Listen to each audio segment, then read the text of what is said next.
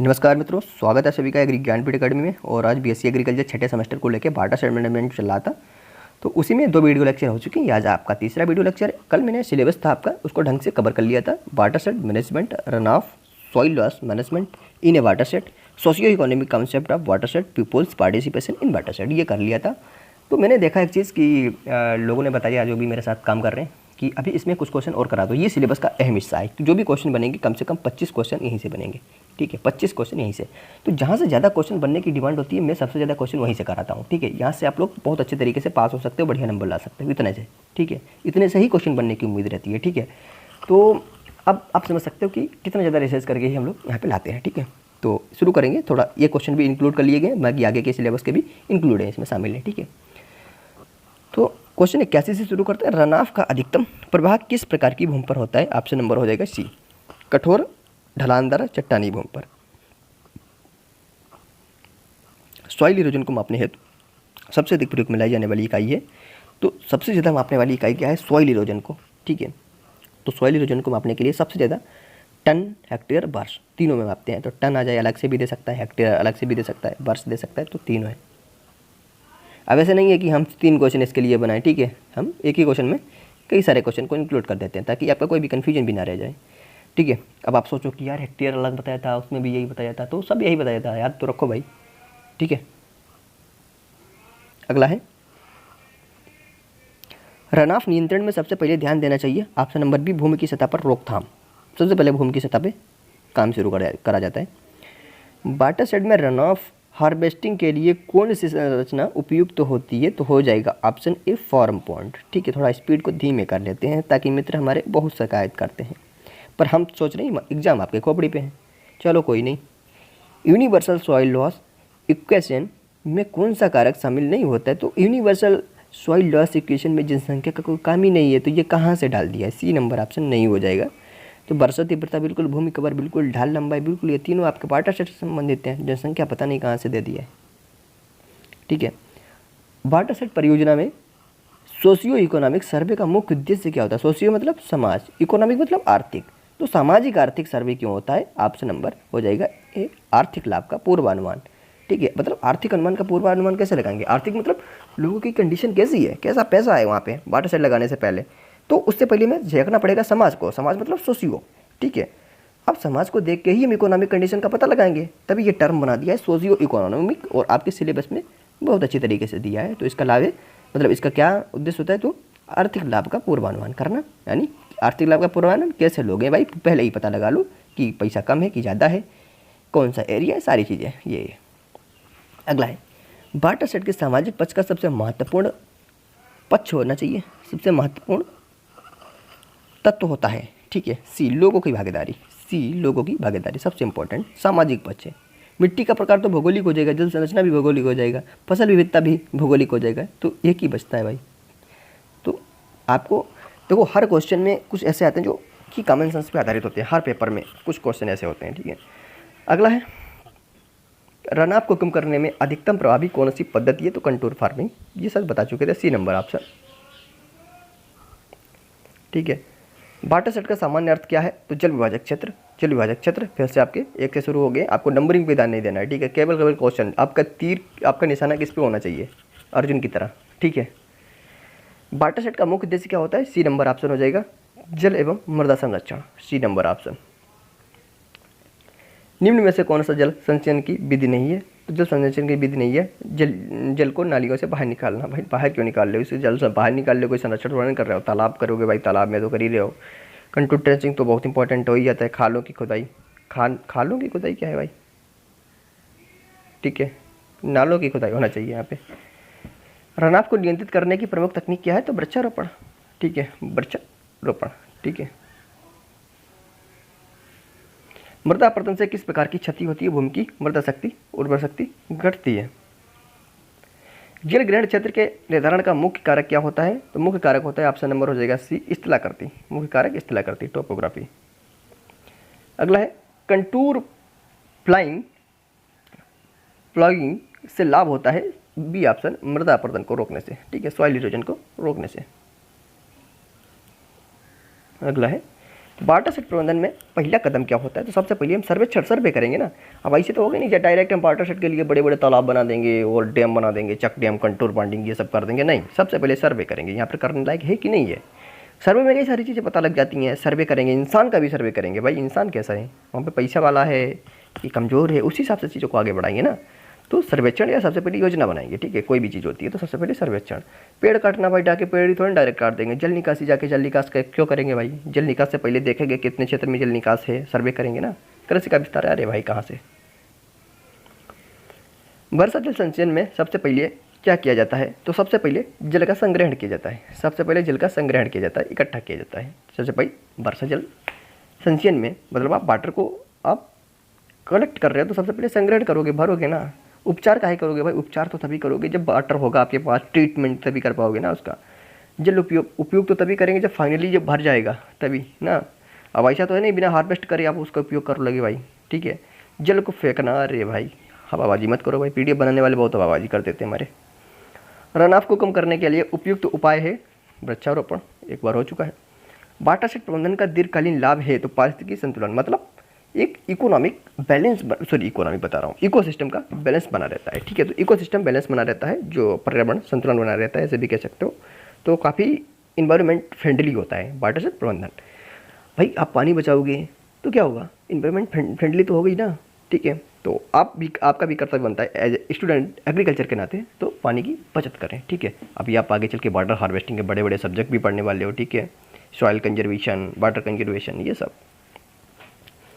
शुष्क क्षेत्रों में वाटरशेड का विशेष महत्व होता है क्योंकि ऑप्शन नंबर बी, वहाँ जल की कमी होती है, ठीक है। जल ग्रहण क्षेत्र का आकार प्रभावित होता है, ऑप्शन नंबर हो जाएगा ए, भूमि की ऊंचाई से। रनआफ को किस रूप में माना जाता है, तो घन मीटर। लो कितना शानदार क्वेश्चन है भाई, ऐसे क्वेश्चन पैट हो जाते हैं, वेरी वेरी इंपॉर्टेंट, इसके बिना क्वेश्चन ही नहीं, पेपर ही नहीं बनेगा। वाटरशेड प्रबंधन का मुख्य उद्देश्य क्या है, तो मुख्य उद्देश्य होता है सतत विकास, सतत विकास, ठीक है। मृदा अपरदन मुख्यतः होता है, ऑप्शन नंबर हो जाएगा सी, ई ओ बी दोनों, यानी वनों के कटाव और अधिक वर्षा दोनों से मृदा अपरदन होता है। कंटूर बॉन्डिंग का प्रयोग होता है, तो ऑप्शन नंबर ए हो जाएगा पानी रोकने हेतु। मित्रों कोई भी क्वेश्चन अगर आपको समझ नहीं आता है कमेंट बॉक्स में कमेंट कर देना, उसको डिटेल में अगली लेक्चर में बता दिया जाएगा या कमेंट में ही बता देंगे, ठीक है। जल ग्रहण विकास का संबंध होता है, ऑप्शन नंबर सी, स्थानीय समुदाय, सरकार व एनजीओ से। मृदा अपरदन कम करने के लिए कौन सी फसलें उपयुक्त होती हैं, ऑप्शन नंबर हो जाएगा डी, घास व झाड़ियाँ, घास व झाड़ियाँ, ठीक है। वाटर हार्वेस्टिंग पिट का कार्य क्या है, ऑप्शन नंबर हो जाएगा बी, जल को रोकना, जल को रोकना। वाटरशेड में मृदा परीक्षण क्यों आवश्यक है, हो जाएगा बी नंबर ऑप्शन, उसकी उर्वरता का आकलन करने के लिए मृदा परीक्षण बहुत जरूरी हो जाता है। निम्नलिखित में से कौन सा मृदा अपरदन को रोक बढ़ाता है, भाई भारी वर्षा और नंगी जमीन, मतलब ऐसे ही बंजर पड़ी हुई है, नंगी जमीन पड़ी हुई है, चरागाह वाली जमीन कह सकते हो, ठीक है। वाटरशेड का आर्थिक महत्व क्या है, तो हो जाएगा ऑप्शन ए, आय में वृद्धि, ठीक है। किस विधि से वर्षा जल को पुनर्भरण हेतु प्रयोग किया जाता है, तो ऑप्शन नंबर हो जाएगा डी, जल प्रवेश कुएं यानी रिचार्ज वेल्स। वाटरशेड प्रबंधन में जीआईएस तकनीक का प्रयोग होता है, तो ऑप्शन नंबर ए, मानचित्रण में। अगला है जल ग्रहण क्षेत्र विकास में सबसे पहली आवश्यकता होती है बी ऑप्शन, जन जागरूकता। किस स्तर पर जन भागीदारी सर्वाधिक प्रभावी होती है, तो डी नंबर ऑप्शन, योजना निर्माण, कार्यान्वयन, मूल्यांकन, तीनों में। जन सहभागिता का लाभ क्या है भाई, जन सहभागिता, जन यानी लोगों की सहभागिता, तो कम लागत, भाई काफ़ी लोग काम करेंगे, मिलकर सहभागिता दिखाएंगे तो लागत भी कम होगी और अधिक स्थायित्व भी होगा, मतलब कोई इधर उधर नहीं जाएगा, ठीक है। एक ही जगह पे काम करेंगे, कोई भागा भागा नहीं घूमेगा, तो कम लागत और अधिक स्थायित्व, स्टेबिलिटी, ऑप्शन ए। निम्न में से कौन सी तकनीक जन भागीदारी बढ़ाने हेतु उपयोगी नहीं है, तो गुप्त मीटिंग। भाई गुप्त मीटिंग से क्या होगा, गुप्त ही बातें होंगी, बाकी पीआरए बिल्कुल, पार्टिसिपेटरी अप्राइजल होगा, फोकस ग्रुप डिस्कशन बिल्कुल, सोशल मैपिंग, ये सब हो जाएंगे भाई, ये तो समाज से ही जुड़े हैं, नामों से ही क्लियर है। जल ग्रहण क्षेत्र में सामुदायिक संगठन का मुख्य उद्देश्य होता है, ऑप्शन नंबर बी, जो विवाद का समाधान करेंगे, सहभागिता बढ़ाएंगे, ठीक है। वाटरशेड कमेटी बनती है, ऑप्शन नंबर हो जाएगा सी, ग्राम स्तर पर बनती है, ग्राम स्तर पर, ना कि जिला स्तर पर। जल ग्रहण क्षेत्र में कौन सी वनस्पति लगाने से भूक्षरण रुकता है? तो नीम बबूल लगा दो। अगला है वाटरशेड में वनों का क्या महत्व है? तो हो जाएगा डी नंबर ऑप्शन, वनों का महत्व भूमिक्षरण रोकते हैं, जलवायु को संतुलित करते हैं, जल संरक्षण में सहायक होते हैं। ऑप्शन नंबर डी के साथ जाएगा। वर्षा जल संचयन की सरल तकनीक है, तो छत जल संचयन मतलब छत पे क्या करते हैं, हम वाटर को हार्वेस्ट करते हैं। ठीक है, सॉरी हार्वेस्ट कहाँ करते हैं? ठीक है। ग्रामीण क्षेत्र में किसके माध्यम से महिला भागीदारी सुनिश्चित की जाती है? तो जो सेल्फ हेल्प ग्रुप होते हैं, स्वयं सहायता समूह। तो बहुत इंपॉर्टेंट ये भूमिका निभाती हैं महिलाएं हमारे यहाँ। ठीक है, राजस्थान में देख लो जाके, छत्तीसगढ़ में देख लो जाके, सेल्फ हेल्प ग्रुप जो है वाटर में बहुत आगे हैं भाई। ठीक है, और आप जितनी भी लड़कियां हैं अगर वीडियो देख रही हैं तो प्लीज़ एग्रीकल्चर में अगर आप हो, कुछ नहीं कर पा रहे तो ऐसा करके दिखाओ जो आपका समाज नाम ले, किसी भी क्षेत्र में नाम करो। जैसे पराली जलाने के लिए आजकल पराली जलाई जाती है, जैसे कि मान के चलो, देखो एग्रीकल्चर से आप अगर कर रहे हो ना, तो मित्रों कुछ ऐसा करो, इनोवेटिव करो। बीएससी, एमएससी, पीएचडी तो बहुत सारे लोग कर रहे हैं ना, कुछ अलग हटके करो। कैसे अलग हटके?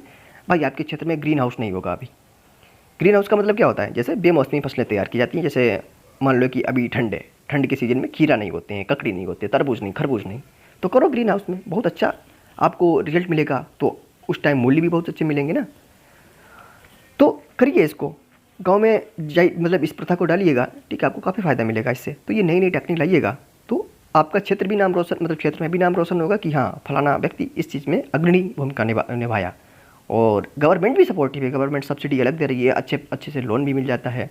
बस शुरू करो आप, केवल हौसला होना चाहिए मित्रों। आप लोग जाके देख लो राजस्थान में कितने अच्छे तरीके से लोग कर रहे हैं इन चीज़ों को। ठीक है, पंजाब के किसान को देख लो, पैसा तभी है मित्रों। ठीक है, तो कुछ नया करके दिखाओ ना, बाकी एक से एक अच्छी नौकरी भी फैल हो जाती है इसके सामने। तो थोड़ा ये करके दिखाओ। जैसे पराली जलाई जाती है, जैसे हम लोग गेहूँ काटते हैं, गेहूँ जो काटा जाता है उसके बाद में जो पराली बच जाती है, इसको कुछ लोग भूसे में भी नहीं कन्वर्ट करते हैं, डायरेक्ट उसको जला देते हैं। जलाने से क्या होता है कि धुआं निकलता है, धुआं में मोनोऑक्साइड जैसी कई सारी गैसें होती हैं जो हमारे फेफड़ों में कैंसर तक बना देती हैं। ठीक है, जो हमारे क्षेत्रीय स्तर पर भी परेशानी होती है। दूसरी बात, जो हरियाणा है, दिल्ली है, वहाँ तक पॉल्यूशन फैल जाता है, जिससे क्या होता है कि सिर्फ हमारा ही क्षेत्र नहीं प्रदूषित होता है, बल्कि हम दूसरे क्षेत्र को, राजधानी तक हम पहुँच जाते हैं, वहाँ प्रदूषण भी फैला देते हैं। ठीक है, तो पराली के लिए हालांकि एक दो कैप्सूल कुछ लोगों ने तैयार किए थे, कुछ एग्रीकल्चर के ही स्टूडेंट थे, प्रोफेसर लोग थे, स्टूडेंट क्या वो भी स्टूडेंट ही रहे होंगे कभी ना कभी, आप ही की तरह, हम लोगों की तरह ही। तो प्रोफेसर ही थे, तो एक कैप्सूल बनाए थे जिससे कि क्या होगा कि पराली से मतलब पराली को गला देते थे। ठीक है, तो इस तरीके से इन चीज़ों पे थोड़ा कोई नई टेक्निक लाओ, कुछ ऐसा शुरू करो। ठीक है, जो कि नेशनलिटी पे भी काम आता है अपना। ठीक है, अगला है सबसे प्रभावी सूक्ष्म योजना कौन सी होती है? तो ऑप्शन नंबर बी, जनता के साथ मिलकर बनाना, मतलब जनता के साथ तो सहभागिता दिखाना। ठीक है, तो ये बहुत अच्छा विकेंद्रीकृत योजना होनी चाहिए। वाटरशेड में कौन सा आर्थिक लाभ नहीं मिलता है? तो पानी की बर्बादी कहाँ से हो जाएगा? ठीक है, सी ऑप्शन। अगला है ग्रामीणों को प्रशिक्षित किया जाता है तो योजना बनाने में, स्वच्छता बनाए रखने में, जल संरक्षण कार्यों में, तो डी नंबर ऑप्शन सभी में। किस योजना में वाटरशेड विकास प्रमुख घटक रहा है? ऑप्शन नंबर ए हो जाएगा मनरेगा में। भाई मनरेगा में क्या होता है? मनरेगा क्या होता है? मनरेगा बताओ भाई, आप लोग एग्रीकल्चर से हो, मनरेगा बहुत इंपॉर्टेंट हो जाता है जानना। तो 100 दिन का इसमें रोजगार मिलता है। देखो गांव में 365 दिन तो कोई खेती करेगा नहीं। ठीक है, तो 100 दिन का इसमें काम मिल जाता है महिलाओं को, बच्चों को, मैं सॉरी बच्चों को बता रहा हूँ, महिलाओं को, पुरुषों दोनों को। ठीक है, तो इसमें लेकिन आजकल लीकेज भी बहुत ज़्यादा हो रहा है। हालांकि अब तो सीधे अकाउंट में पैसा आता है, डीबीटी, डायरेक्ट बेनिफिट ट्रांसफ़र खातों में, लेकिन आजकल प्रधान क्या करते हैं कि भाई वो पैसे निकलवा लेते हैं कि भाई पैसे अगर आपके 400 रुपये आए हैं, जाओ भैया 400 में 200 हमारे पहले से दे दो, वरना नहीं दोगे तो आपका नाम लिस्ट से काट देंगे। तो वो लिस्ट के डर से पहले पैसा दे देते हैं। तो आजकल भ्रष्टाचारी भी बहुत चरम पे है ना। तो मनरेगा हमारे हिसाब से तो सफल देखा जाए तो आज के भ्रष्टाचार, लीकेज, लाल फीताशाही के दौर में देखा जाए तो फिर इतना सफल नहीं हो रहा है। ठीक है, थोड़ा उसमें सुधार करने की ज़रूरत है। और मनरेगा हमेशा न्यूज़ में रहता है। कोई बताएगा कमेंट बॉक्स में मनरेगा कब शुरू हुआ था? बताओ, मनरेगा का फुल फॉर्म क्या होता है? बताओ। अगला है, आखिरी क्वेश्चन है, अधिकतम जल संचयन क्षमता किस संरचना की होती है? तो ऑप्शन नंबर डी हो जाएगा, झील। तो मित्रों ये आपके क्वेश्चन हो गए हैं। ठीक है, फिर मिलता हूँ नेक्स्ट वीडियो के साथ, तीसरा हो चुका चौथा वीडियो लेक्चर के साथ। तब तक के लिए अपना ख्याल रखना। चैनल को प्लीज़ सब्सक्राइब करते रहिएगा, टेलीग्राम ग्रुप को ज्वाइन करते रहिएगा, ताकि आपको वहाँ पे सेमेस्टर से संबंधित सारी अपडेट्स और आपको जो वीडियो जो पढ़ जाते हैं सारे वीडियो कंटिन्यू वहाँ पे मिल जाते हैं। अगर आप प्लेलिस्ट में नहीं जुड़ पाते हो, चैनल में विजिट करके क्योंकि चैनल में वीडियो इधर उधर हो जाते हैं, ठीक है। तो हालांकि हम लोग उसको प्लेलिस्ट में ऐड कर रहे हैं। कई ऐसे वीडियो होंगे जो थर्ड सेमेस्टर की प्लेलिस्ट मतलब जो फोर्थ सेमेस्टर की प्लेलिस्ट बनी होगी तो उसमें नहीं आपको मिलेंगे, ठीक है। तो इधर उधर हो जाते हैं, तो टेलीग्राम पे आ जाइएगा, वहाँ पे आपको क्रम वाइज दिए जाते हैं, ठीक है। तो फिर मिलता हूँ नेक्स्ट वीडियो के साथ, तब तक अपना ध्यान रखना। जय हिंद, टेक केयर, बाय बाय।